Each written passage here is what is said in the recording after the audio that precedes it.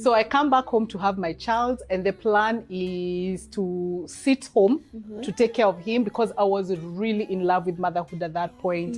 When I realized I was pregnant, something switched on in me. I was like, this is basically what I've been waiting for. So despite the fact that other things relationship-wise weren't working, I was in love with my baby from when he was in my womb. I was like, this is it. This is such a gift. He hit all his milestones. He sat, he smiled, he crawled, he ran across the room, he babbled. So there was nothing actually in the first 2 years of his life to point to me as his mom that something was up. Yes, only when a doctor pointed out, like later when this educational psychologist spoke about autism as a possible diagnosis, was when then Google pointed out some things to me. For example, that's when I started noticing that he was toe walking. So some kids with autism will walk on their toes and they won't want to put their feet on the ground firmly. Like when I was pregnant, I had such dreams about what my son would achieve, not only for his generation, but also for the country, because why not? I grew up being told I could do anything. And so if I give birth to a child, of course my child can do anything and everything. So when you then hear about a diagnosis, the first thing I think for every mother is heartbreak, because this isn't the dream that you had. And then worse still, if you've gone and Googled, because Google is, because it's actually a pause. You were told you were going to one direction, and then now you've been told from here onwards, the direction you'll follow is X. In fact, there's a popular saying for around mothers with disability or mothers with kids with disability, that they were headed to France, to Paris, and suddenly they found themselves in Holland. Holland is beautiful. There are tulips and they are beautiful. And so how do you allow yourself to then mother differently when now the journey and the child who has now emerged is a different child? Happy Mother's Day. Welcome to another episode of This Is Me podcast. As you already know, it's Mother's Day week, and we are so excited, and we celebrate all the mothers out there in this walk of life. You guys are doing an amazing job, and if you're a mother, here are your flowers. Continue doing the amazing job that you're doing, raising your kids, because our kids are the future. And so what an honor to just be a mother. So happy Mother's Day to all moms out there.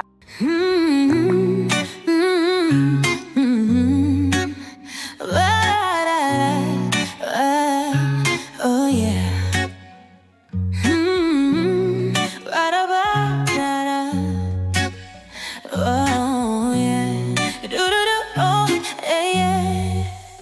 On today's episode, to celebrate our motherhood, we have an amazing guest who happens to be just an all-rounded woman, and you guys are gonna meet her shortly. But for me, I met Jaki last year, and she really changed my perspective even on womanhood and taking care of myself. And I'm so excited that finally, after a long time planning, she gets to be on this channel, and it's such an honor, and I can't wait for you guys to hear, to learn, to hear her story, and just to be encouraged this Mother's Day. Yes, so before I introduce Jaki, let me plug our studio. You already know, guys, I'm a full-time makeup artist where I offer both makeup classes and makeup application. Whether you have a wedding or you just want to do your makeup to look good, I'm your plug. Holla at your girl. On this other side where we are shooting this beautiful episode from, it's our Eternal Concept Photography. So we have two in one, a makeup studio and a photography studio. So if you're looking forward to taking some photos, whether it's for your family, your children, yourself, or your birthday, please check us out at Eternal Concept Photography, or just contact us on this number.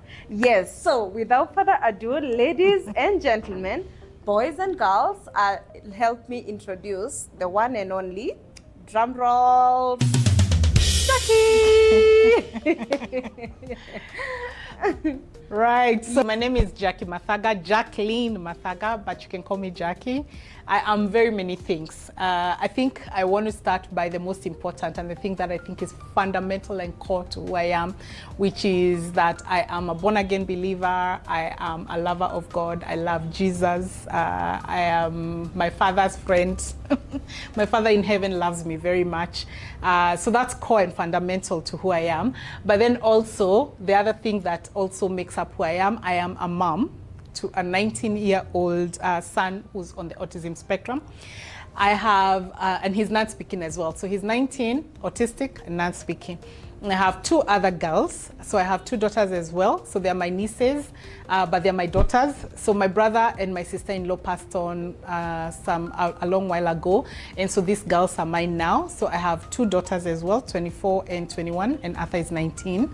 And then I am also a beloved daughter. I am a sister. I am the favorite child of everyone. That's like from a family, I grew up in a family of boys only. And so now I am, yes. Then additionally, I am an employee somewhere. So I work for Daystar University as the Director of Resource Mobilization. So that's what I do for the kachilling so that I can be able to pay taxes in this nation. But I am called, ministry-wise, I am called to parents of children with disabilities. So that's how I minister and their families. And I have a ministry that's called Through the Roof. So I'm going to talk about Through the Roof a bit in a bit. But I am a trustee of ADAT Foundation, Arthur's Dream Autism Trust. That's the organization that gave birth to Through the Roof, which is a parent network that brings together parents of children with disabilities all over the country. ADAT's work, we empower parents to advocate for access to justice, access to healthcare, and access to education on behalf of their children with disabilities. Then I am also a founder and trustee convener of the Pan-African Congress on Autism. And the Pan-African Congress on Autism brings together everybody and anybody who has anything to do with autism in this continent of Africa. So I'm a continental influencer.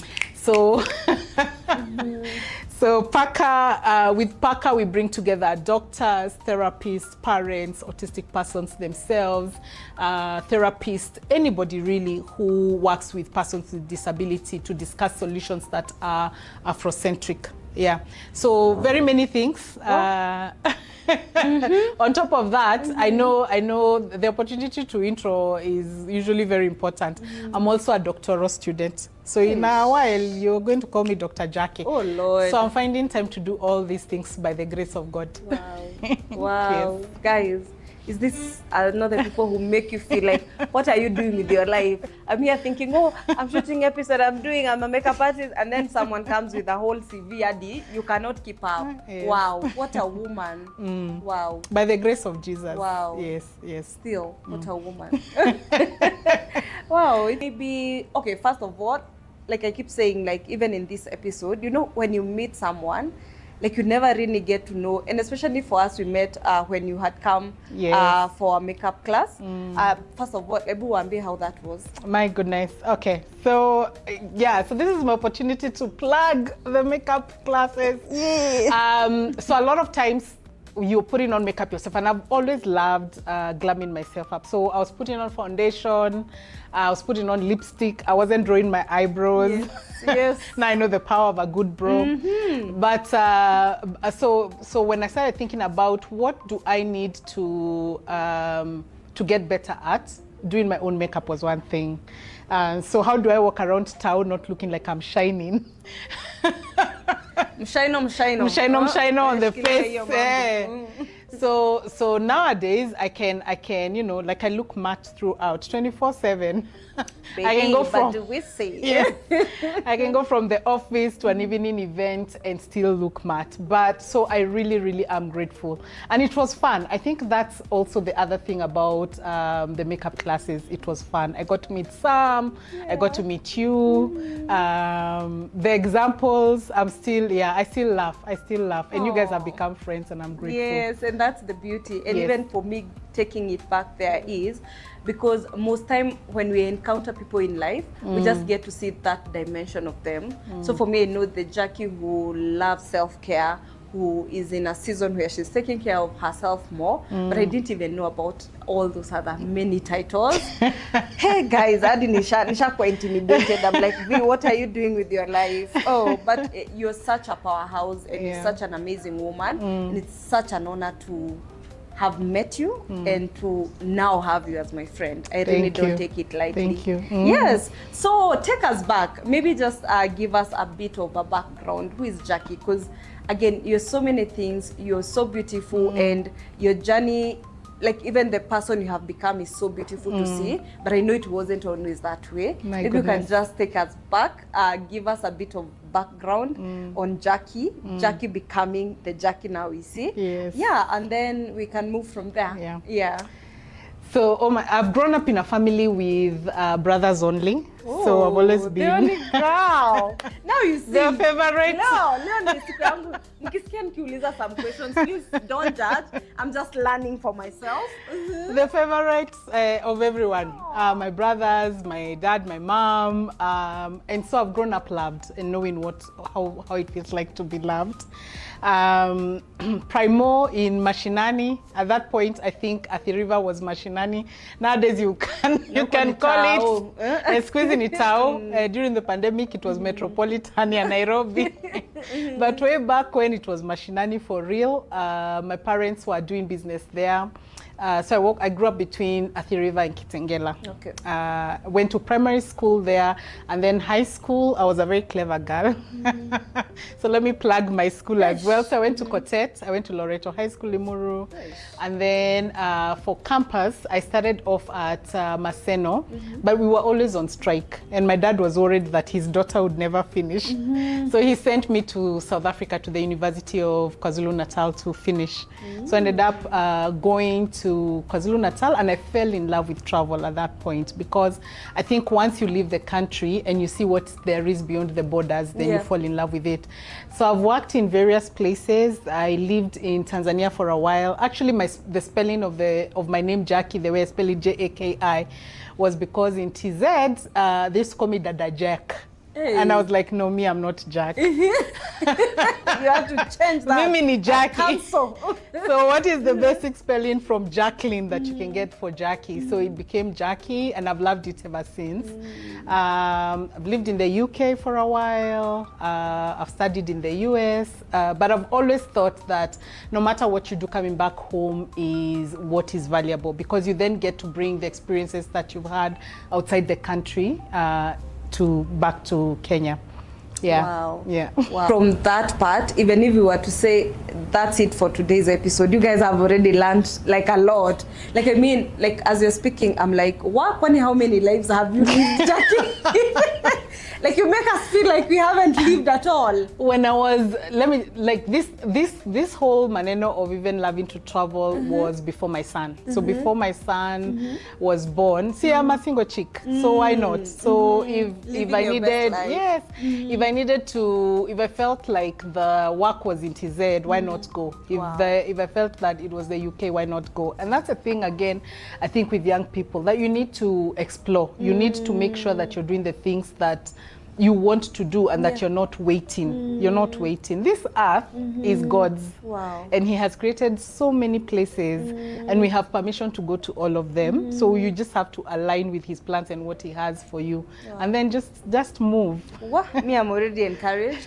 And I also feel like, even as you're speaking, for the single people, because at this point, as you have highlighted, you're a single girl at this point, we spend so much time worrying about the future, and we have kind of this box we have placed ourselves in. This is how life is supposed to go. Like, you finish school, you get work, you get a boyfriend, you get married, you get children, and you wait for your time to die. But it's, for me, I always love, the reason as to why even I'm loving this series, which we are, by the way, calling Healed Women Healing Others. Like, I love it because, like, we are made by the stories, like our stories, the stories I have experienced.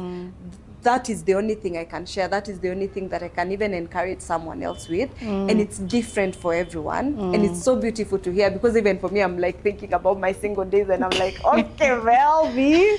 Yeah, but it's really encouraging already. Yeah. So now you have done all these things. You're a single lady, you have traveled, you have worked, you have lived in different countries. So how do you come now and like full time? Like now you have been like from the TZD days. Yes. Like you have been in Kenya for like. So I've done TZ, I've lived in the UK, I've encountered a Jama that I think will marry me. Then it doesn't go. It doesn't go the way I think it will go. And I am now a mom. At that point, then I have my son, and I've like now come back home. Oh, so you came back. So I came back after home. you had your son. I came back home to have my son. Oh, from the UK. Okay. Yes. All right. Yeah. So how was the maybe pregnancy journey? Or oh my word! Like that transitioning, because like we see this bubbly Jaki traveling the world, changing the whole thing. Like today you can wake up and be like, I'm done with this season of my life. I'm on to the other. So how was that for you?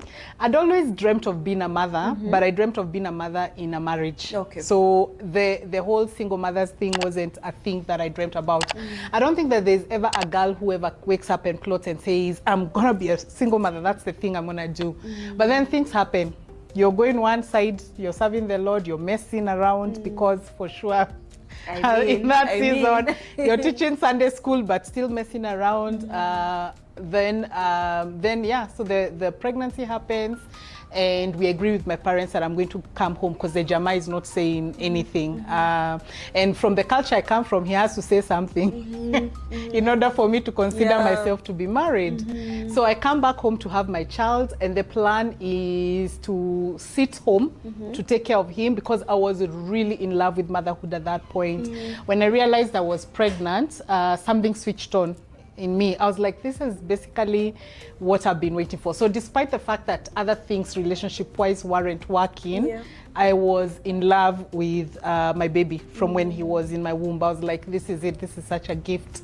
So came back home, was raising him for about 2 years before I decided to go back to work.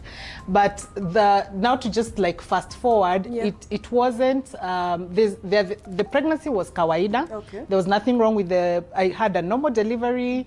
My baby was hitting all the milestones. He ran across the room one day before his first birthday, because I remember my dad was seated across on a stair and he was calling him, and this boy just took off from one side of the room to the other just before his first birthday.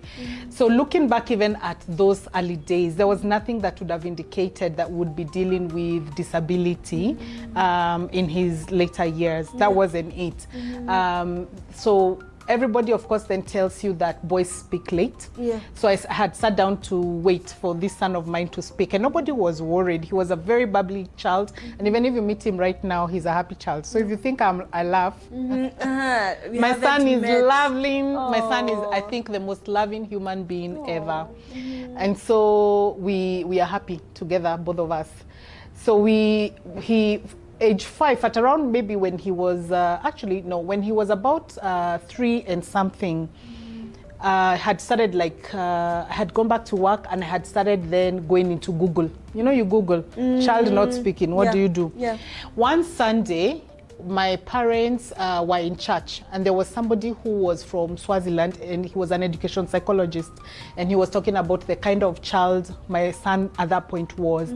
You know, the child who sees their grandfather is preaching and decides now he's going to go and be the center of attraction near the grandfather. That was my son. So he'd come from where we were sitting, and he'd be shoop all the way to the front, calling his guka. So, and then he was, I think in church nowadays, you see children who can't settle, can't seem to sit down, and the parents don't seem to know what it is to do with them, because they're all over the place. It's cute when they're smaller, but as they grow up, you're like, when will this child settle down? So the educational psychologist at that point was talking about children like my son. And because my son and I weren't in church on that day, it hit my parents that they're actually talking about their grandchild. Like everything he was saying was pointing towards what my son was like. Then we fast forward to, that is the same educational psychologist who then told me that my son was autistic. At that point, the words he used weren't really autism. So he said PDD-NOS. I will never forget, because it's pervasive developmental disorder, not otherwise specified. It's on the autism spectrum and used to be on the autism spectrum. So right now with autism, there are 3 levels. There's ever level 1, level 2, level 3, where level 1 needs very little support, and level 3 needs the most support. Okay. But before, there were all these many words that they used to use for autism, Asperger's, typical autism. So there were all so many. So now you see, you go to Google, you get confused. So yeah, so finally, I think we got our diagnosis properly when he was 5 years old. That's when, yeah. So when I look at parents nowadays, I think they are very fortunate because there's so much advocacy that has gone on in the country that doctors are telling you quicker that your child has something. We have kids who are diagnosed as early as 18 months now. But when my son was being diagnosed, at that point, even despite visiting hospitals, I couldn't find somebody to spell it out and tell me that it was autism. So the risk with that is, of course, that you miss early interventions that should be done when the baby is really small, like your speech therapy and some OT practices. And at that point, it's not that he wasn't in school. He was in play school. But then you see, you read from the diary, he has had a good day. And it took me a while to begin to ask teachers, what does that really mean that he has had a good day? Because you're not really telling me anything about my child when you write in the diary that he has had a good day. But so the autism came, and then it began to define who we were then as a family. So, like, even I know we are at five years. That's when we get the right diagnosis. But I would want to know, how was the first 5 years? Maybe, like, I get from maybe one, like the first year was good because you. So he did, So he did. He had, like I said, he hit all his milestones. He sat. He smiled, he crawled, he ran across the room, he babbled. So there was nothing actually in the first 2 years of his life to point to me as his mom that something was up. Yes, only when a doctor pointed out, like later when this educational psychologist spoke about autism as a possible diagnosis, was when then Google pointed out some things to me. For example, that's when I started noticing that he was toe walking. So some kids with autism will walk on their toes and they won't want to put their feet on the ground firmly. That's when now I started noticing that he's too sensitive to fabric. There's some clothes that he would refuse, and I'd be like, oh my gosh, these terrible toes have extended. Kumbe, he's dealing with sensory issues. So some fabric he couldn't tolerate. He couldn't for a very long time tolerate tags on his clothes, so we had to cut them out. When I found out that it's a sensory issue, I was very happy about cutting out. I don't know whether mothers cut out tags. Unanunua nguo, and then you want to keep, so you keep the tag there. So, but for my son, that tag would cause an issue. He would just be very uncomfortable and want to remove his clothes. Then there was the eating that had to be very specific. We went through a season of eating rice only. Or rather white food. So it could be rice and it could be white fish. But you couldn't have sauce because I don't know why. So nowadays when I watch him eating, I'm like, yani dude. We've come from so far. So there are some things that parents ought to look out for, and early intervention really makes such a huge difference in kids' lives, because when you have those interventions early enough, you can help the child overcome the challenges that they are going through. So we missed out on early intervention, so to speak, but then that hasn't stopped him as well. So yeah. Awesome. Yeah. So maybe for a mom, because I know at times, that's why women who have gone before, they can be a light for other women, maybe going through, maybe today there's a mom who will get news that your child has this and this. Like, how was your reaction from this? Was he a doctor? The one who... The educational psychologist, he's a therapist. Yeah, so how, from that point, like, what was your reaction then? And now 5 years now coming to confirm that this is actually the condition. Yeah, like, how was your mental health in that? Oh, wow. Yeah. So Like, look at me. Like, seriously. This could have been the next president of the nation, seeing who the mother is. There's nothing. Like, when I was pregnant, I had such dreams about what my son would achieve, not only for his generation, but also for the country, because why not? I grew up being told I could do anything. And so if I give birth to a child, of course my child can do anything and everything. So when you then hear about a diagnosis, the first thing I think for every mother is heartbreak, because this isn't the dream that you had. And then worse still, if you've gone and Googled, because Google is a rabbit trail, and it can be a bad rabbit trail, because all the articles that were coming up at that point were pointing out to the fact that he would always be dependent. He would never be able to do things for himself. It was gloomy. So when you look at that, you're like, what is going on? So of course the first thing is heartbreak, and the heartbreak is two-pronged, so to speak. So it's heartbreak for your child, who you now look at and you're like, oh my goodness, this thing is now coming to stop his life. And then there's heartbreak for you, in that this wasn't the dream that you have. And mothers have to recognize that. A lot of times moms of kids with disabilities are told that they can't grieve, because then that shows that you don't love your child. But you can grieve and still love your child, because you have to recognize that you had certain emotions and certain expectations. And now those certain expectations, you've been told by a diagnosis that that's not going to happen. But that's the moment when, as a mother, you have to recalibrate and not allow yourself to sit there. Because if you were in a joyful mother's journey, how do you not allow this pause, or this because it's actually a pause. You were told you were going to one direction, and then now you've been told from here onwards the direction you'll follow is X. In fact, there's a popular saying for around mothers with disability, or mothers with kids with disability, that they were headed to France, to Paris, and suddenly they found themselves in Holland. Holland is beautiful. There are tulips and they are beautiful. And so how do you allow yourself to then mother differently when now the journey and the child who has now emerged is a different child? Of course, then some disabilities are from birth, where the mother is handed a baby from the very beginning. From when you give birth to this baby, you're handed a child with disability. With autism, it's a bit different, because your child is typically developing, and then suddenly from 18 months or thereabouts, the diagnosis is then different. So you have to recalibrate. But then we also have to recognize that there are mothers who their children will become disabled as they grow up. So how does that mother also recalibrate and begin to parent joyfully again? Because you have to recognize that your child looks at you, and your child becomes who you are. Because if then you're all depressed, how are you going to have a happy child? So I think from the very beginning, I determined that I was going to have a happy, well-adjusted child, because I was a happy, well-adjusted person. And the biggest question I had for God was, how is this going to be meaningful? So how is this place that I found myself going to be meaningful? Which is why I really don't know how people do this parenting thing without Jesus.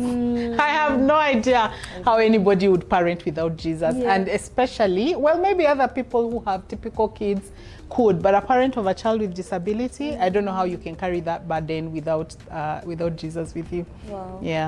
So we thank God, because like there's nothing that happens to us without him knowing. Like, he wasn't surprised that 5 years, that's when he's also like shocked. So I think that's also the thing, like us relying on God and his strength. It's because he knew this was coming, he knew this would happen, and so it's easier to go through the journey with someone who already knew that this was happening, because then he has already prepared, he already have a plan of how this is gonna unfold and all that, you know.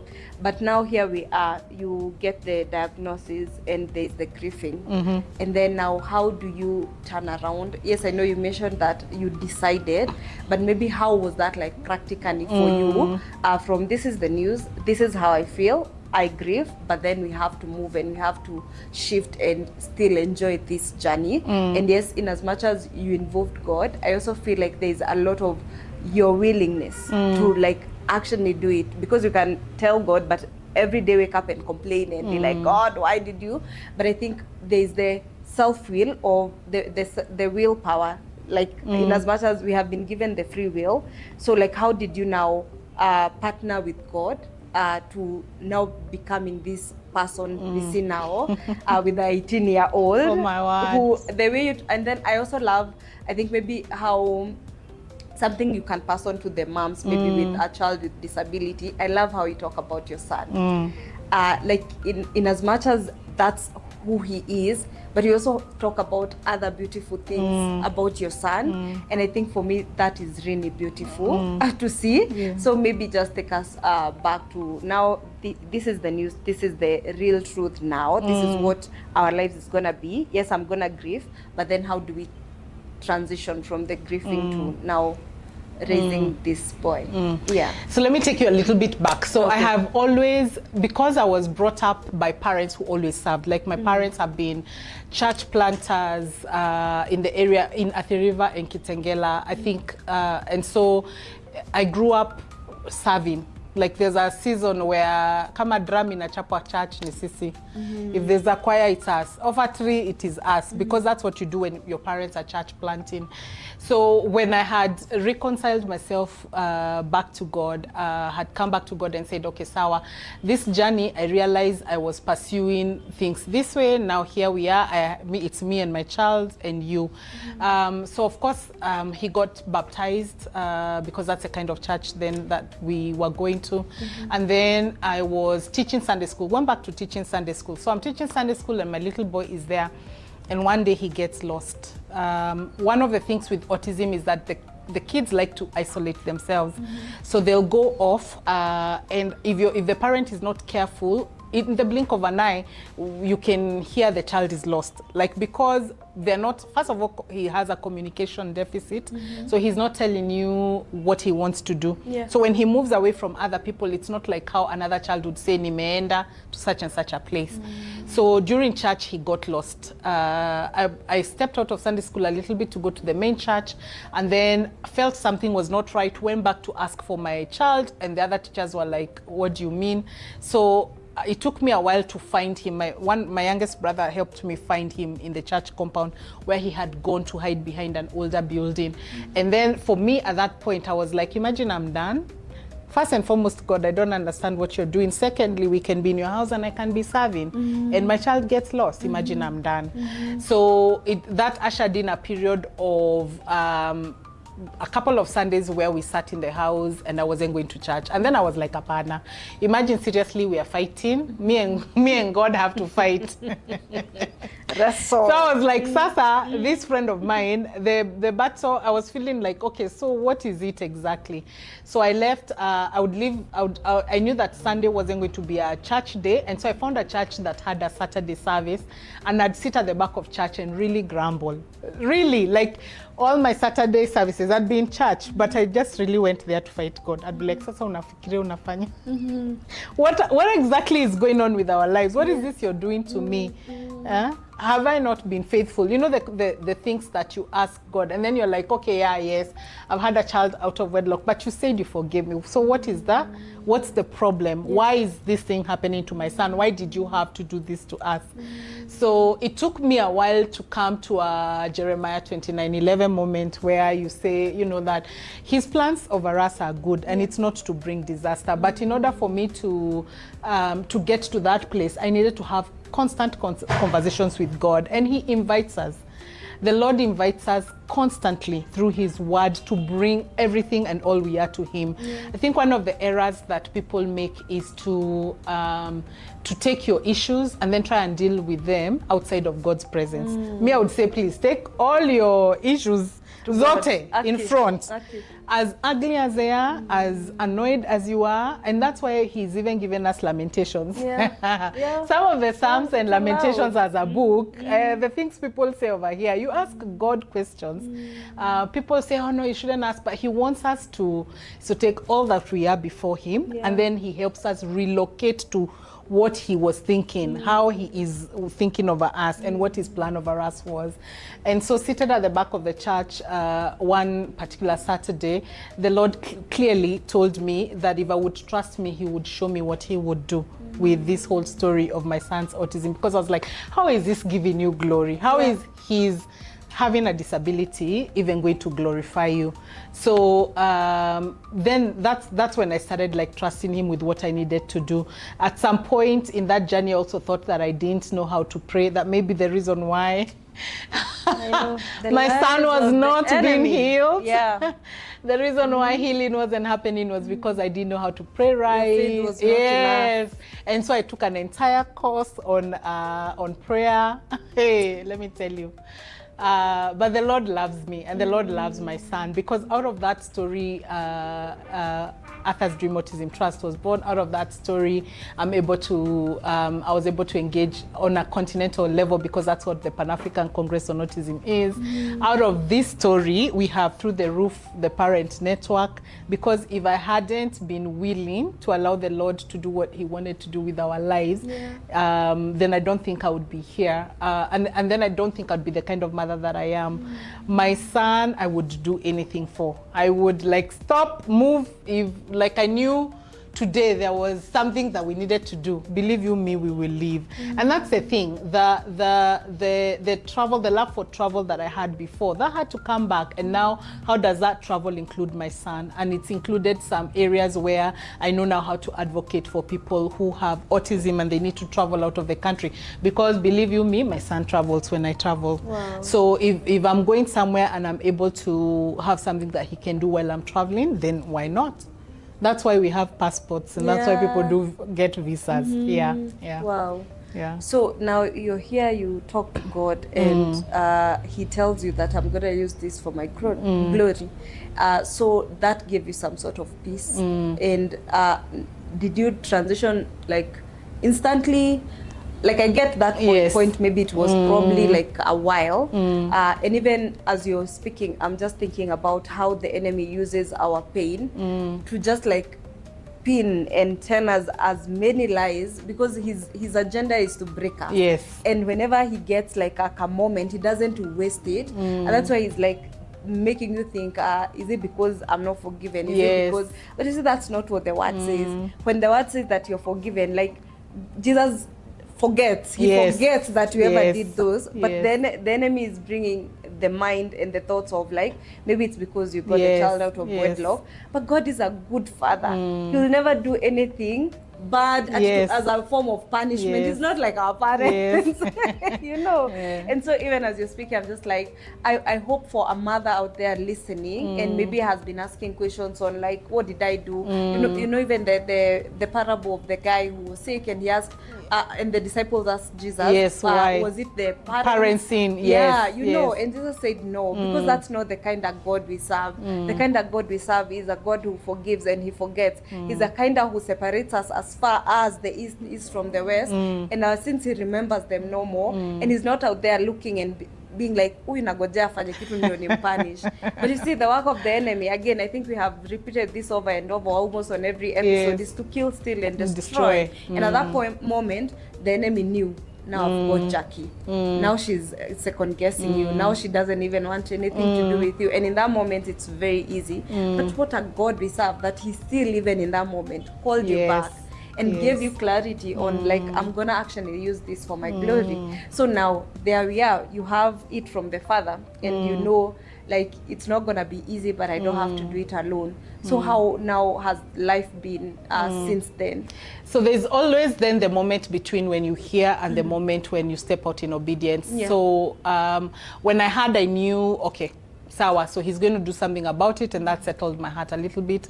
But then there's we are still in a current struggle. At that point, we're still struggling with schools, because schools for kids, especially who are neurodivergent, autism, ADHD, all those is a struggle. Parents change schools all the time. You're not finding the right school, or you find a school and you're paying 3 times what other parents are paying. You'll find a school and the school administrator is taking advantage of you. You find a school and then you're told leave. So the struggles of parents over education are very many.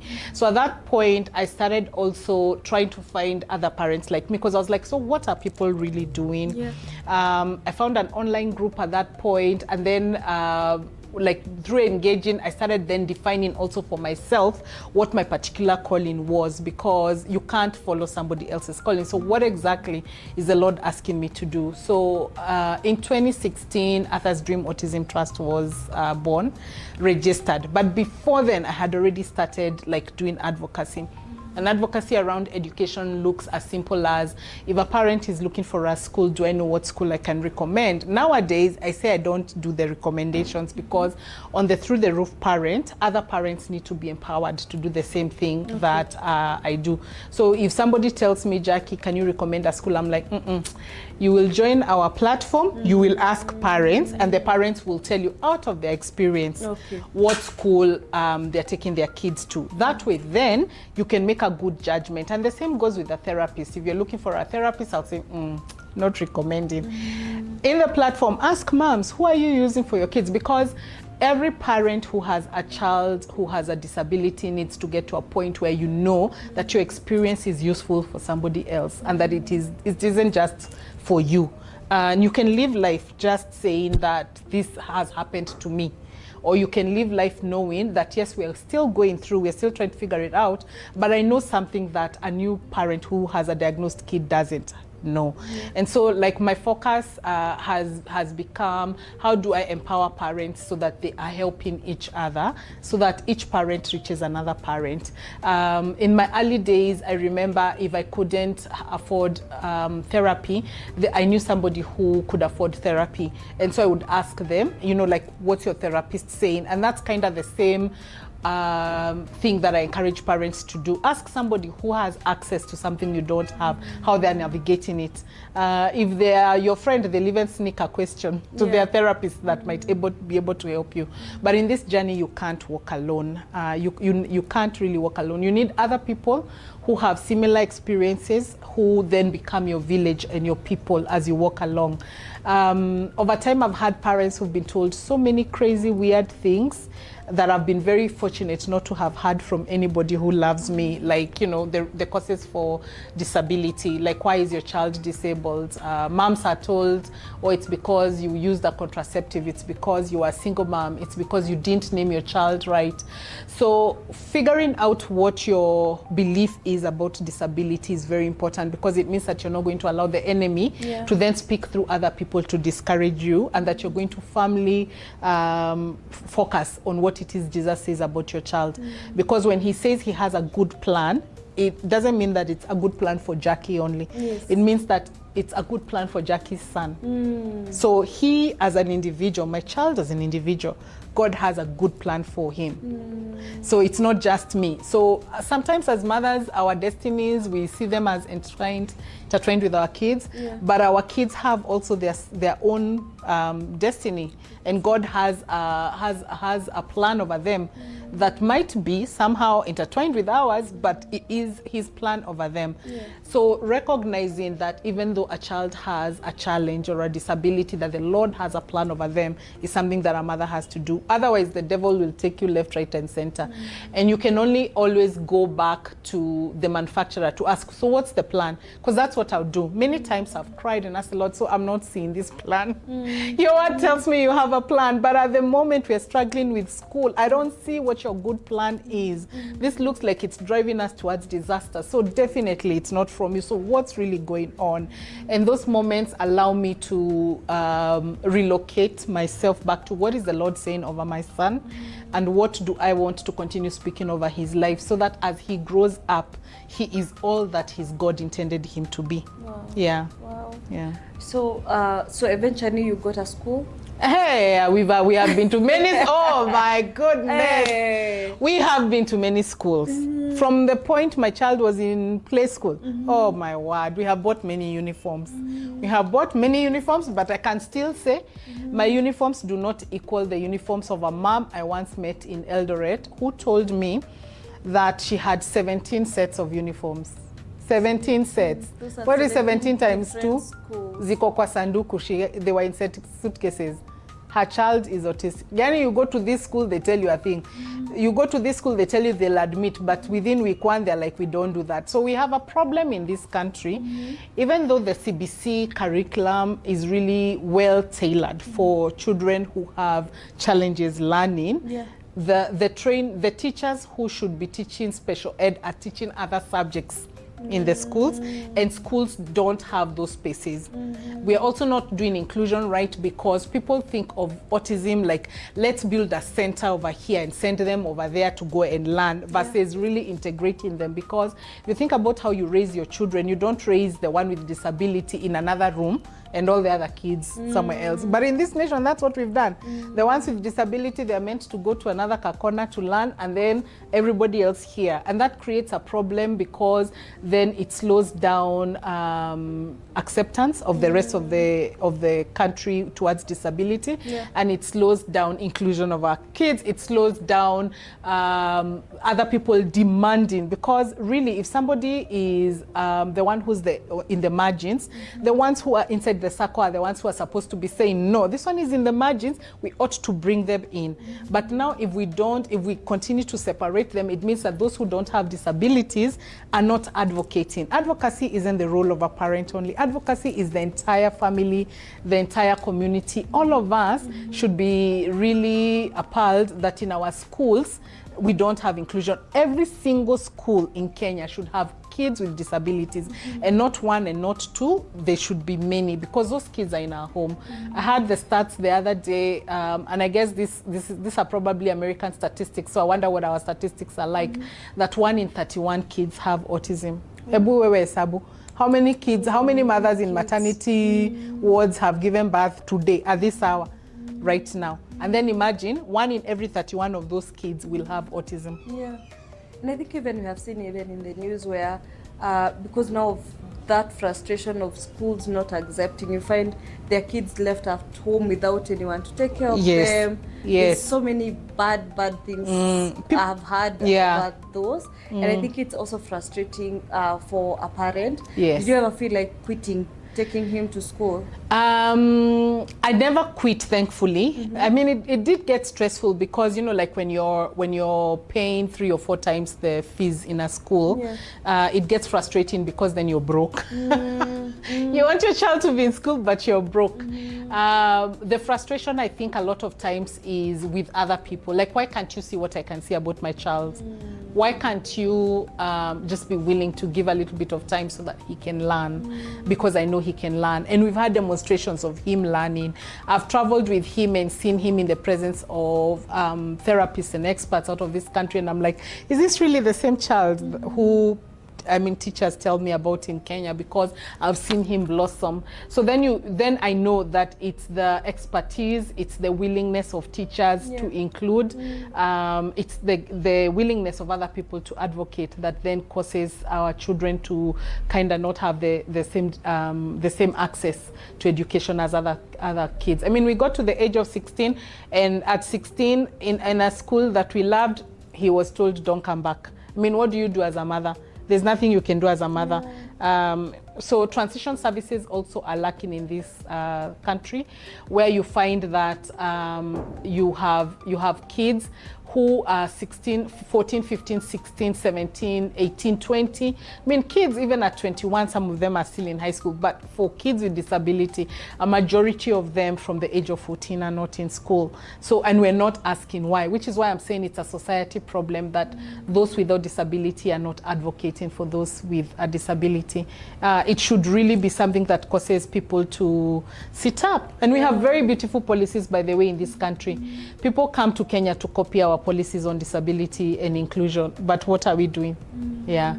So, like, maybe just to highlight, what are some of the reasons as to why you're told not to take the child back? The child doesn't have, so at that particular point in this school, when I sat down and analyzed it, they had changed the occupational therapist. So the occupational therapist who was helping my son had changed.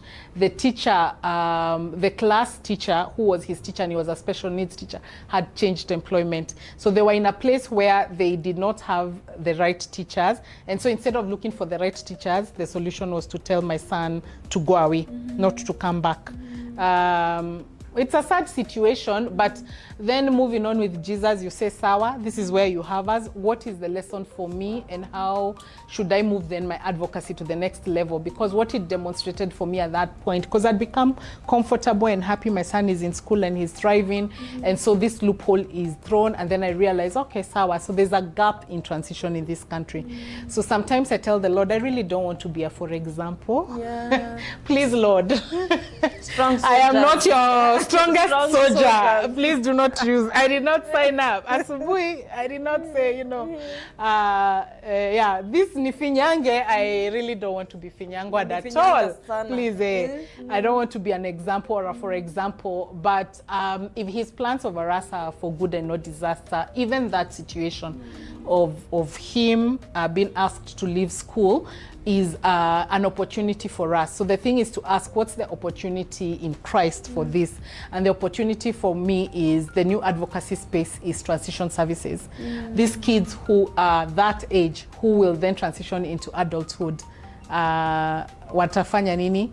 The laws of Kenya usually say 10%, I think, of persons in any employment are supposed to be persons with disability. But if you look, they're not there. But in my analysis as Jackie, the problem is in the education system, because in order to be able to employ, you have to have educated. So if you're kicking kids out of school when they're in their teens, how are you then going to employ adults? You're still going to be able to say you don't have qualified persons with disability when they're needed in employment spaces. But it's because you kicked them out when they were in their teens. So they never got the same education that other kids got. But we are in a season of exploring what adulthood means, what him taking care of himself 100% means, how being independent from his mother looks like. I think the problem is me. I think so too. I don't know that I'm not ready, and this just applies to all the kids in my house. So fast. I know. Yeah, so the other day, you know, like I realized I really am not even ready for my girls to leave the house. Me, I melt down like there's no nonsense. You tell me you want to leave, I'm like in tears. Like how do you want? Where are you going? Yeah.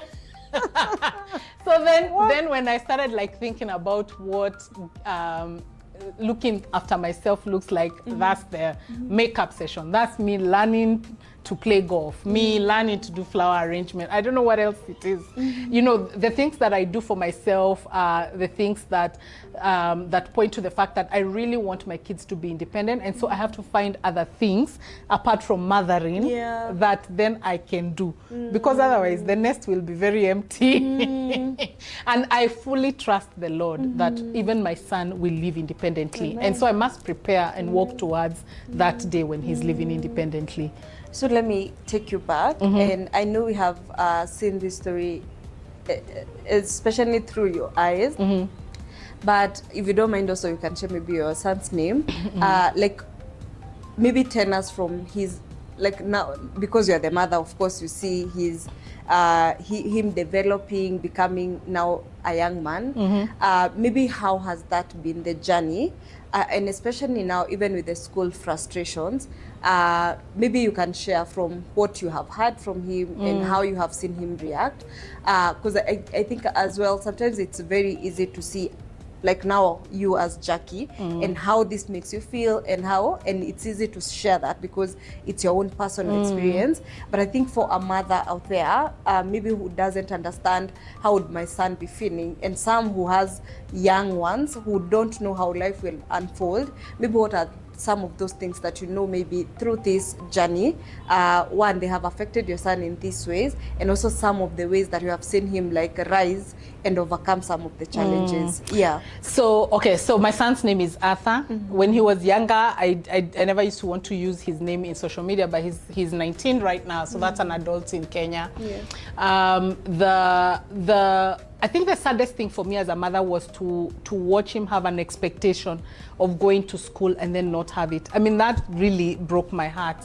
And I could see that it broke his heart as well. Because you see, when an administrator of a school makes a decision, they make a decision based on them. They're not making a decision based on you as a parent or the child that they've told suddenly. Because to be told at 16, don't go to school, it means that your social network has been cut off. The place you used to rise up to go to has suddenly isn't there. The activities that you used to do are suddenly not there, and that for me broke my heart. It took me a while to come to a place of forgiveness, even towards that institution or the administrators or whatever, where I could actually say honestly before God that it's okay. Yes, it's okay. It's just one of those things that happened in our journey. But for a while there, it really, really broke my heart, because we'd wake up in the morning and he'd have an expectation that he's going somewhere. And it would then, like to look at him then not going somewhere. And how we went around that was creating activities for him. So we went back to swimming often. When he was in school, it would be occasional. But at this time, we went back to swimming quite often. I think what also really helped us a lot was because we had gone through the pandemic. We were going through the pandemic at that point, 16, 17, 18, 19. Yes, so we were because it happened just before, was it just before the pandemic when he was, because he was 16 and he's 19 now. Okay. So the fact that we'd gone through the pandemic, we'd learned how to be together on a daily basis. I also, at that point, was not working. I hadn't gone back to employment post-pandemic. So what it meant then at that point was that I had time. And so we did things together. But it's heartbreaking for parents when their child can't go to school, because you have an expectation that somebody else is going to help your child thrive and get an education or whatever it is. And even though they struggle in class and maybe they're not academically able, there are other things. Education isn't just about learning ABC. Yeah. When 16-year-old boys are seated next to 16-year-old boys and girls, they learn how to be 16, right? When a 5-year-old is playing with 5-year-olds, they learn this is what 5-year-olds do. When you and I are seated together and we're talking, we know what it is like to be women of God. And so you need that social networking, and when school doesn't exist, then that's taken away. So I saw his sadness, but his resilience.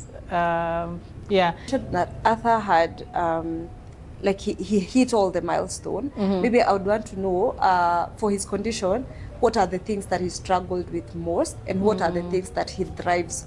Because I think also sometimes, the weakness and strength kind of thing. I think also it's something that we can, or a mother watching today and wondering, how do I mother this child? I think it's also very good to highlight what is your son good at, am I your daughter good at, and then what are the weaknesses, so that you can help them on the weaknesses, but also kind of highlight the strengths more, so that they can also feel like they are a balanced person. Yeah. You get? Yeah. So maybe for context, because I think we just left it at he would walk, he hit all the other milestone, but there were this, but I think we didn't talk about what it is. Okay. Yeah. So the biggest challenge that he has is communication. So he's a non-speaker, meaning, and I like to use non-speaking versus being non-verbal, because he is plenty verbal. Okay. So if he was to walk over here, he will tell you very many things, but they come out sounding like gibberish. But he's very vocal. He vocalizes a lot, but he doesn't speak, so he doesn't have words, and that's frustrating because you want to tell people stories. Yeah. So you have to be, I guess, you have to understand him and know him, so that you can know when he's telling a story. So that you laugh at the right places. So communication has been a challenge. We are trying sign language. We are diving into spell to communicate, because it's a new thing that's really empowering non-speakers. We still don't have trainers for spell to communicate in Kenya. So I'm still exploring what does that look like if we were to go abroad and do it. But his biggest deficit is communication, and the lack of communication for non-speakers makes other people think that they don't understand. Whereas he understands everything that you tell him. He might not respond, but which child responds immediately, which is what I tell parents. If your child takes a minute to respond to what it is that you're telling them, you have to distinguish between them being defiant, because that's the age group that they are in, versus do they really not understand. A lot of times when you give an instruction and you pause, I mean, these days I tell him, please don't be defiant, so he'll do it. So he understands exactly what it is that I'm telling him. So communication was the biggest, but also the biggest challenge for us has always been other people underestimating him and other people not being willing to bend over backwards to teach him in the ways that he understands, because he's very practical in learning. So writing might be a challenge, but if you put 1 and 1, then he will get 2. You know what I mean? So things that are tangible and practical. So autism comes with many challenges.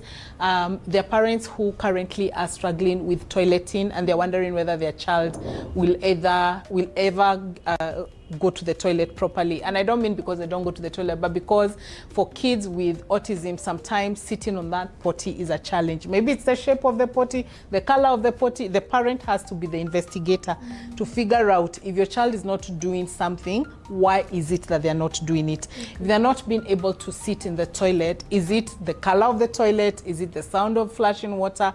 Is it the tiles? You have to investigate until you figure out why it is that your child can't tolerate that room. So toileting can be a challenge, speaking can be a challenge, settling can be a challenge, and so you have to help your child get to a point where they can sit patiently, can line up with you patiently in a queue, and that means that the parent can't keep the child indoors. So I've never kept my son indoors. He went where it is that I went. In the early days, it meant that trips were abandoned halfway because he couldn't, say for example, tolerate the noise in a mall or in a supermarket. So it meant that we either dashed in or out, or if I was trying to shop, we left the trolleys full and walked out. And I knew, okay, you will go back and have to fill those trolleys again and shop. But if you keep on stretching them, keep on practicing, keep on being willing to go out with them, keep on showing them what the world outside of their own world looks like, then eventually your child learns how to cope. Now, recently during the Pan-African Congress on Autism, on one of the days, on day 1, my son was with me the entire day. Wow. So why can't he go to conferences? He can go to conferences. The conference is about autism, so he should be there. He is the subject matter with the other autistics, and so he should be there. So being able to go an entire day and interact with people as an autistic person in a conference, why not? He ought to be there. And the same thing with sitting in restaurants. I've met moms who tell me that their kids can't sit in restaurants, but you have to come from a point where, yes, your child will grab the drink of the other person or the fries in another plate. And I've paid for many plates of chips because we'd walk into a restaurant and my son would see fries and he would zoom for them when he was smaller. But so if the person looks at you badly and they are unkind, you're like, usijali, orders ingine, I will pay. So I've paid for those Fantas, for those Sprites and the chips. But eventually nowadays he doesn't. Now we sit at a restaurant and we order our meal and our meal is brought to us and we cope the same way that he's able to tolerate a 18-hour flight because we're going to a different country. You have to be willing to put your son out there despite the challenges that they have. I think a lot of times I see autism and being like neurotypical. The difference normally is that with autistic kids, it takes a lot of practice to do the things neurotypical kids do. Okay. So if you can tell your child sit down and your child sits when they don't have autism, for a child with autism, it might take a while for them to be able to actually sit still and do whatever it is. So yeah, so the challenges are there, but my encouragement to mothers is please don't lock your kids in. Let them see the world around them because it is their world as well, and they deserve to actually be in it. Yeah. Wow, Jaki. Yeah. So first I want to give you your flowers and applaud you because when we asked what are we talking about today, and you said mothering differently. You know, those can just be words to, I can say I mother differently, but do I really?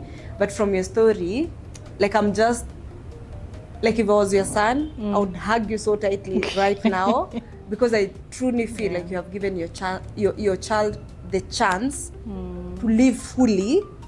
You didn't limit him because I think also that's the thing. with even like topics like mental health. We had an episode last week about mental health. We have now this episode about disability. And there's so much stigma around these conversations, to a level where even the mother of the child can take the child out because of what will people say. They're ashamed of their own child. And for me, I think the beauty from listening to this story is how you genuinely gave your son the best. Like like 18-hour flight, knowing that something might happen, he might be uncomfortable, he might throw a tantrum. Like, it's like unpredictable. And then for me, I feel like from the onset, in as much as there was that season of you transitioning to now being like, now this is our story, how do we tell it? I feel like you're very intentional.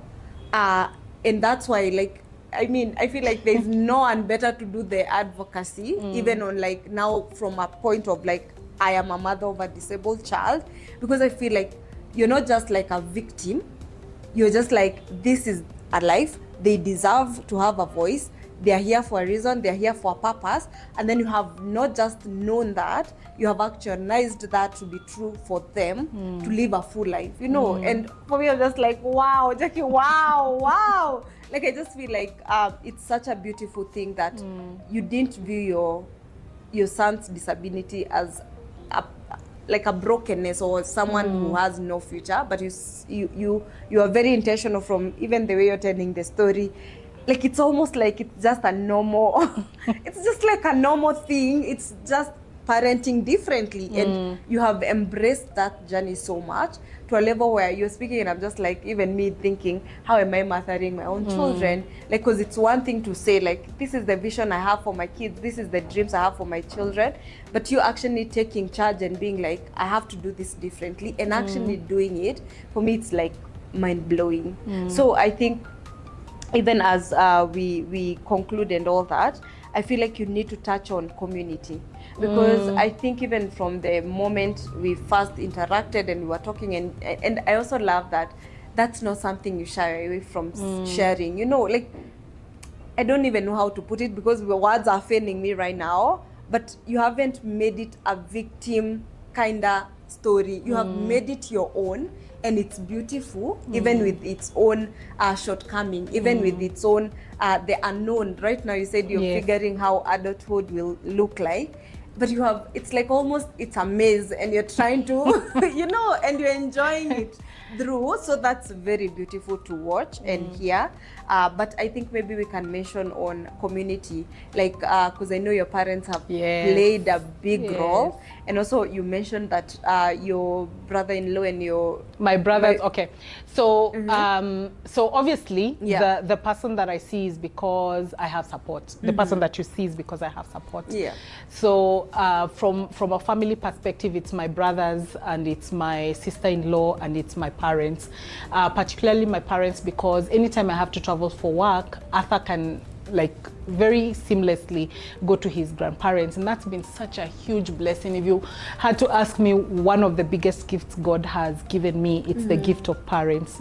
That these parents love this child, not only as their grandchild, but as if they were the birth parents of this child. They give so much to both of us. I have not struggled in terms of raising him, because when I needed a male role model, my dad was right there. Some of the things that even you need a real male role model is, how do you pee in a loo? How do I know how boys pee in a loo? I'm a girl. So some things that boys need to hear from men or to be taught by men, my dad has firmly stood behind my son. Even in terms of discipline, and so that he would know how to respect his mother, because you know, boys get to a point where they are, now they're grown, and you are, you know, so having dad there, so that authority would be there, that this is your mother kind of thing. And then my mom just loves that child. Remember when we were small, and my son, like when he was smaller, and he like poured an entire bag of rice, and for me as a parent, it's like, you know, the reaction of of a mom, like, what is going? And my mom is like, leave him alone. I'm like, leave him alone. So some of the gentle parenting and the tolerance I've learned from my mom, because she's a very gentle human being. And so the gentleness that I might display towards my son is because there's been an example of gentleness in my upbringing. If I'm firm towards my son, it's because I've watched them being firm with me, and I've watched them being firm with him. So he is much loved. The other thing that happened very early on is that when he was newly diagnosed, there had to be an evaluation of what my friendships looked like. Because you have to like be very willing to stop friendships with people who will treat your son a different way. Once you yourself have come to a place of acceptance, you can't be with friends who, when you and your son enter, they are like looking at their furnishings and how your son might destroy them if he's chaotic. And so what I have also been very, very blessed with is to have friends who have loved us. Jade and Angie loved us like there's no tomorrow. Loved and included Arthur and I in their families, such that we didn't feel that we lacked community, and that if we were seeking it, we were lacking in it. And they also tell me the truth. Because you see, as a woman, you need truth tellers in your life. Yes. If you're a woman and you do not have truth tellers in your life, I don't know what you're doing. You need people who will tell you, unatupambao. Yeah. Here, my dear, the way you are going, the way we see you going, this is not it. So both Angie and Jade have been, they've been my prayer partners for the longest, but they've also been such truth tellers in my life. They know how to tell me that I'm going crazy. When my kids were becoming teenagers, and that's a space that is, yani, you know, you need women who will sit down with you and tell you the direction you're driving your kids, the results will not be what you think it is. It's going to go very badly. Or even ask you questions about how you're taking care of yourself and what are you doing for yourself, and are you praying? Are you are you going right with God? So that has been really very helpful. I have other friends as well, people who are in and out of my life, but you do need a community around you, and you need to, and don't exclude yourself. I know for some families it might be a challenge, because when disability enters is when people's real selves come out. That stigma that you're hearing coming out of somebody's mouth, that's their real self. How they treat you, that's their real self. Don't be looking for another person to maybe they're saying this or that. People will display who they are when a challenge is in their midst. And so if you have a friend and they're telling you, they're sounding like they're discriminating against your kid, they've always been that person. It's just that you did not know that they were that. So align yourself with people who are like-minded and who have the same beliefs, and who will challenge you also to do better, and who will be your cheerleaders, because these people are my cheerleaders. If I do well, the first place I post is, I'm like, who am I calling first to hear this news? I've also, I must say, been blessed to have a good employer. In this current season, I'm working in a place where I have an employer who is understanding of my family dynamic and supportive of what that challenge might look like on a daily basis. So yeah, so you need community. Yes, it takes a community. You need community. You need people around you. You need your church family around you, and you need to grow. Maybe in like maybe 2 years you'll call me Dr. Jaki. So in just at this level, may the Lord help me finish, because I'm in the middle of my doctorate. So you need to also consistently challenge yourself to pursue your dreams. You were something before you became a mother, and this applies to all mothers regardless of whether you have a child with disability or not. You were something before you became a mom. You had certain dreams as a woman that shouldn't stop just because you got married or you got children. There's something about you that attracted maybe even your husband towards you. So why drop it just because you've gotten married? Who is this woman who you wanted to become, and why has that stopped? So the things that I've wanted to do, I'm doing them. Yay. We see you, Jaki. We are cheering and we are learning. Anything I have wanted to do, I know I have my Father in Heaven's permission. to pursue and to do, and it is him that I go back to. Like, so now the plan is, the new plan is that we are learning how to do flowers. So my latest thing now is I'm doing flowers. So I've always loved. So here's the thing: when you're, I've always loved flowers. But sasa nani ananipatia ma flowers? I'm still a single woman. Maua zinatoka wapi? So ninajinunulia. But when I nunulia myself, I must know how to arrange them. So now I'm learning how to do. Ticking. The last time we were together, I think after your makeup class, you said you were doing golf. Yes, yes. Wow. So I've always wanted to learn how to play golf. So why not? So now I'm a golfer. So what is the thing that you want to do, and why stop? And in this nation, there are classes for everything under the sun. If you want to learn something, believe you me, there's somebody who has started a side hustle that can teach you exactly how to do that thing. I don't know, maybe the next time nitakuwa videographer. I don't know. The list keeps growing and growing. But right now, I'm just enjoying, because in my home there are flowers, and so they must look nice. And I enjoy being able to like trim them. I've realized flowers in this nation are affordable, so I can buy myself all the flowers that I want. If the Lord decides to bring that Jama and he becomes, you know, these are my favorites. He will find I am enjoying flowers, so he won't be the introducer of the nice things. I'm already living. Yes, the Lord is already helping me. I love that side of you. That's actually one thing that when you mentioned, I was like, oh, View, what are you doing? Because I think sometimes it's so easy to be caught up in the busyness of life. Yes. And being a mother, being in business, doing all these other things. And it's easy to forget that you were once a girl who had dreams. Yes. And those dreams, God placed them there for a reason. He did. And it's just easy to go through life and realize, oh, you're 90 and you're just like, looking back and you're like, I didn't accomplish anything that I actually really wanted to. And the other thing is, this earth, the Lord put us in it to thrive. I don't know whether people realize that the plan of the Lord from the very beginning was that we would thrive. So what does that thriving look like? So we are caught up in so many troubles. And it's not to say that my life is perfect or that there's no stressful situation that's going on. But on a daily basis, you're going to focus on the stressful situation and forget that the Lord put you here to thrive. Heaven will be a totally different picture. But while I'm on this earth, my friend, I shall enjoy. Yeah. It is the Lord. The Lord is helping me, and because He's a good God, and He put all these things around us and all this beauty, all the places to travel, they're all His. So when you wake up in the morning, just tell Him, I want to see a new place. I want to see a place that you created, God, that I haven't encountered and I haven't seen. Yeah, what's your plan? What's your plan, Lord? I'm rolling with it.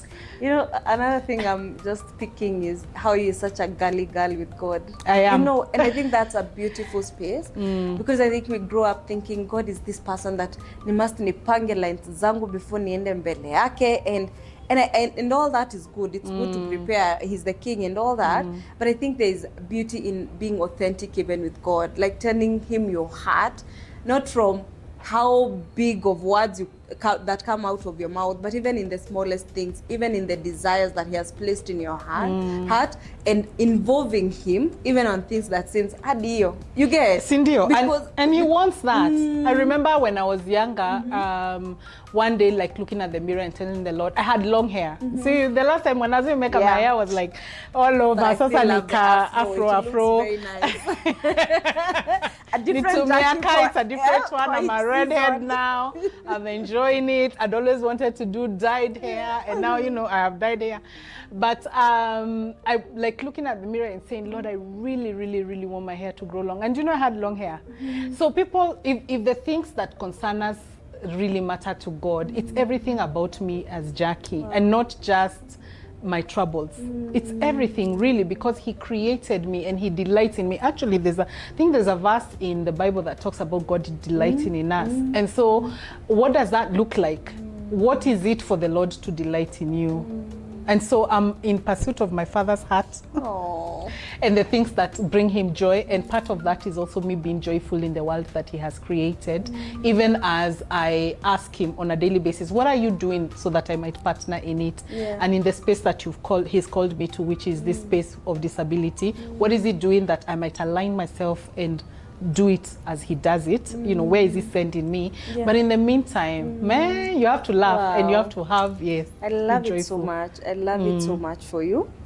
Maybe you can share. I know you're still figuring it out because you said so, but so far, how has it been? Like, from now teens, he's now 19, and also how do you envision the future in as much as you're figuring it out, but what are some of the hopes that you have in ushering Arthur into adulthood, and how do you see Jaki in that season? My goodness. So me, first and foremost, me, I'm going to be a grandmother. I trust a lot that my son will marry. Amen. Hallelujah. That there's a young lady somewhere that the Lord is raising just for him. Just as I'm raising him to be, you know, a good husband to some lady somewhere. And we have that belief as a family that he's not going to be stuck not having a partner just because he has a disability. So his future is something that we seriously think about, even to the extent of employment. Right now, the things that I'm trying to figure out is what would it take for him to live independently, which means that me as Jaki, there's a lot of letting go that I have to do. This child I have, you know, at some point, actually, it used to be me holding my hand, but nowadays it's my son who holds my hand. You wouldn't be like, Through is the one who will come and hold my hand. Like, no, we were going this way. He's taller than me, so he pats the top of my head. I'm like, yeah, right, son. And then he's broad, so then I can hide behind him. So I wish for him a very nice young kagal, you know, at some point in his life. But in the meantime, just trying to navigate adulthood and trying to shape him so that he is able to take on employment, no matter what kind of employment that is. We create that employment for him. So I'm still trying to see what that looks like, because it's something that mothers have to think about. What does employment look like for children with autism in this country? If it was somebody else asking me what do they need to do, I would say, could we look at your organization and break down the tasks so that he's able to fit in there somewhere and do a task within the many broad tasks that are in a company. And it's a challenge really that employers must take up. These children with disability, they are nephews, nieces, grandchildren of bosses who own things in this country. So why not begin by looking at the organization and trying to figure out what task segmentation needs to look like so that these people can complete tasks that they are supposed to do. And it's not that because he can't do what it is, but maybe in order for him to be able to take videos, maybe you need to first of all begin by explaining what's a video, then show him how to point a camera, then show him how to adjust the camera settings. So you have to break down the tasks, but the end result will be that he will be the person behind the camera and he will do it. So we have to creatively begin to think as a country how to help them become independent so that he can look after me when I'm an old woman. Yes, please. We have examples in Peru where they've done so well such that the parents with kids with autism actually been looked after by those kids because those kids are in gainful employment and working well. So the future is bright. There's hope. There's hope. The Lord is with us. That actually, the fact that the Lord is with us is what makes his future bright and mine bright as well. Mimi, I think from this episode, I just feel like I'm in a class taking notes. Because I think you have so much wisdom, and I see how God has grown you, even in this. Like, truly, this is ministry. It's educational, it's motherhood, it's everything, like you're a whole package. And I think it's so beautiful. And I truly hope that if a mom out there is watching and maybe they just got the news about their child being autistic or whichever disability, because I think it just cuts across. I just hope that this educates them and gives them insight and shows them that it's actually doable and actually the future is bright. Because from your story, like nasikia tu ni kama just a normal other story that is just different from mine, but has been done very beautifully. So that's amazing to hear and to see that it's actually doable. Yeah, so I want you, even as I know we keep saying as we close. It's like a pasta, unafunga mara tano. Yeah, but as we close, maybe I want you to have your parting shot, but even in the parting shot, I want you maybe to address these three category of people, like a mother out there or a father, both mother and father. And I know you're talking more on a motherhood perspective because that's your story, but maybe just a word of encouragement, a word that they're seeing and they are gonna do it and it's doable and they can do it. And then also speak to the community, that is the people closest to the mom. Like, how do you handle the news is here, this child is disabled, how do you handle that with care without affecting both the mother and the child? And also this child will grow around you. How do you create an environment that is lovable for this child? And then also I think you can address the child, like a child up there with disability. Some are now grown men and women.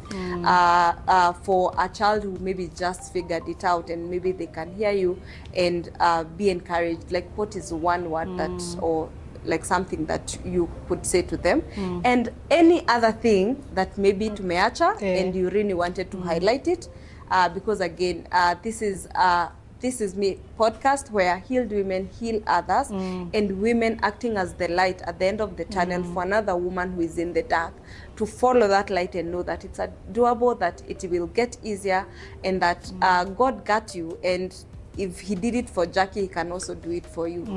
So take it on. So first, let me start with the any other thing. And the any other thing for me is my girls. So I've got Rosemary, and then there's Jaki, who's named after me. And these two individuals, these two beautiful, beautiful young women have been for Arthur and I a way for us to experience a family that doesn't just include me and him, because it could have been a household that has just him and I, and many households are like that, but then God saw fit that these young girls would come to us and that they would be my daughters. And so Arthur has had the advantage of having siblings. Having siblings and people who love him, dearly, dearly, dearly love him, and who help him navigate the social space. So when I was talking about in school, there was the sudden cutting off of social networks. At home, he's experienced teenagehood because, my friend, there was a season when I had 3 in the house. They're all teenagers. People are mua ni kulala wanalala wote. If people are mua, it is messy, all 3 of them. So we've been so blessed by the presence of these girls in our home, and the presence, and so I want to acknowledge that that his siblings, his cousins, have been phenomenal in helping him navigate and become who he is. If he knows how to treat girls gently, it's because he has sisters. And so he knows how to behave around girls. And so that has also been another amazing gift that the Lord gave me.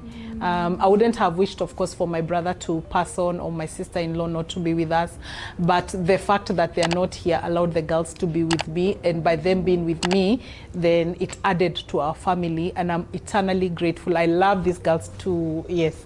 So when I say I'm not ready for people to move out, it includes them. I don't know what my life would be without these girls in my life. They are just amazing. So siblings of children with disabilities are an important part of how you bring them up. They also experience their brother or their sister's disability, and they also encounter some of the stigma that this child is encountering, because if in places that I was not in, like school, these girls were there, and so they encountered the discrimination that he was facing. So they're his first line of defense.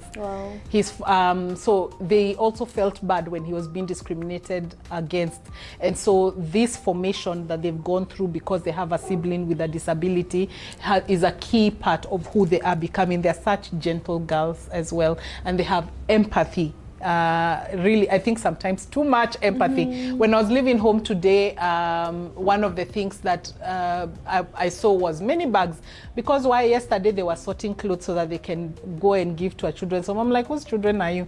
Even I have not started discarding. You're very busy giving away your clothes. Who said? Anyway, so they've become such empathetic human beings, and that helps us and helps my son as well. So then there's the the grandparent. So if you're in a family and your grandchild has a disability, as a grandparent, if you do not support the parent, then you're the first, also again, the first line of support that these parents have. And so grandparents need to take on a more vibrant and active part. Then there's the other community as well, friends. Please don't shun people because their child has a disability. Stop trying to give them very many reasons as to why they are that way. Yeah. In last week's conference, we were having one of the parent panels who were talking about, we had a parent panel, and it was a panel of mothers of children with disabilities with autism, and we were talking to the audience, and I was asking them, like, what are some of the crazy things that you've heard? You know, the crazy things you hear? You hear from your friends, you hear from your family members, you hear them from your church members. Please, please stop being God. Stop trying to decide what this person might have done or not done so that they have a child with disability. You're not helping them. Stop trying to tell them how they don't know how to pray. That's why they still have a child with a disability. You're not God. You're not the one who heals. Your role is to pray and to stand with them. And that's the support that they need in order for all of us to thrive together. Yeah. And like I said, we all know how a person is by what comes out of their mouth. So be a different person. Check yourself before those words come out of your mouth, because you end up injuring a parent who already the enemy is attacking and telling them so many things about why they have a disabled child. Yeah. So don't be an advocate of the devil, adding on to what it is that he's accusing this parent of. Instead, choose to be on the Lord's side by being an encourager and telling them that the Lord has a good plan for them, even when they can't see it. Because all of this, the Lord's good plans, we don't see them immediately. They emerge as we walk with him. Yes. Some of them we can see like instantly, but then others will emerge as we walk along. And then there is, of course, the greater community and our government. I wish we could do better. Right now, I think in the US, the focus is on autism, and we are hearing voices of autistic people. Just this week, I encountered some posts by non-speaking autistic people who are saying, you who are autistic and you speak, you might not want a cure, but we want to know why we can't speak, and we want more research and more cures. So the government ought to be putting a lot more into research. Don't leave it to the outside governments, to governments outside of Kenya to do research for us. We can also invest in research. Some of our tax money should probably go into research for why is it that there's so much autism right now, so that we can then provide those solutions. Send teachers to school, provide the therapists that are needed. Those are all things that help a parent do better and parent better. And then I would just like to talk to the church. Aki majameni. Hey, see, the church can be a place for injury and hurt. I remember one day a parent in Sunday school, Aki, telling me how, asking, whose child is that? So what had happened was, my son had, you know how sometimes when kids are going into Sunday school and you have a security system where parents have to sign in their kids. So my son was like, there are so many people here. So he brushed against everybody and passed. Alafu akaguza a girl toto wa mutu, my friend, brushing against the girl. See, the dad was annoyed. Followed my son, talking to my son. No, we are in the house of the Lord. But I think this man of God, because for him to be in church, this brother in Christ had forgotten at that point, trying to correct my son. Found him, so when I registered my son, I found him asking, whose child is this? So rude. I was like, what is the matter? He said, he brushed against. I said, is your child hurt? The daughter passed with the mother. Nothing was wrong with the child. My son had just brushed against. You must tell him, he must apologize. I ended up telling him, I would love for my son to apologize. Hallelujah. If he could speak and apologize to you, it would be the best day of my life. The best day of my life. If he could come here and tell you, I'm sorry I brushed against your daughter, praise and worship will emerge right now. So I think parents also have to be tolerant. Yeah. Don't react. Like, step back and try and find out what's going on. Don't be a corrector of other people's children. Like, pause for a minute, and when you're in the Lord's house, be willing to give grace, because people are going through stuff. People come to God's house and they are going through stuff. So so the church must be a place of healing, must be a place of welcome. I'm hoping that a lot more parents of kids with disabilities will want to go to church. Please go to church. How are you doing this without Jesus? Please go to church. Yes. And then just speaking to the mom and dad who have a newly diagnosed child. You can't do this alone. Find your tribe. Find people like you, find parents like you. Nobody must walk alone. So if you're a mom in this nation, you're a dad in this nation, we have dads in the group as well, and you're looking for a support group, Through the Roof is the group for you. How do you find us? On social media, on Facebook, there's a Through the Roof group, but the easiest way to find us is by going through the ADAT Foundation social media pages. So whether that's on Twitter, Facebook, Instagram, or even LinkedIn, you actually can send us a message, and then we'll be able to send you the number that focuses, that helps you join Through the Roof, because we operate mainly on WhatsApp. So there are 4 different groups. We're about, I think, 2,600 across the nation. Ooh. I know it's such a very large number, but then each parent reaches the other parent. So each one reach one, and we help each other across very many things. So do not walk alone. People like you, find parents like you who are doing this journey so that you can journey with them. And for the child with a disability and who is hearing me, God has a plan. You were not created for nothing. God has a plan, and the plan that he has over your life is a good plan. You are the beloved of the Lord. When he looks at you, he sees something good. And so you must begin to also see yourself as the good thing that the Lord created. Yeah. Wow. Wow. Oh Lord, yes. I'm so happy. Thank you, Jaki. Thank you for honoring our invite. Thank you for being vulnerable and sharing your story. Our story make the people we are, and yours is beautiful, even with its ups and downs. It's beautiful to hear. It's encouraging. I'm very encouraged right now. I've picked a few things, like even on my own journey, I have a few things to go and introspect and think of, like,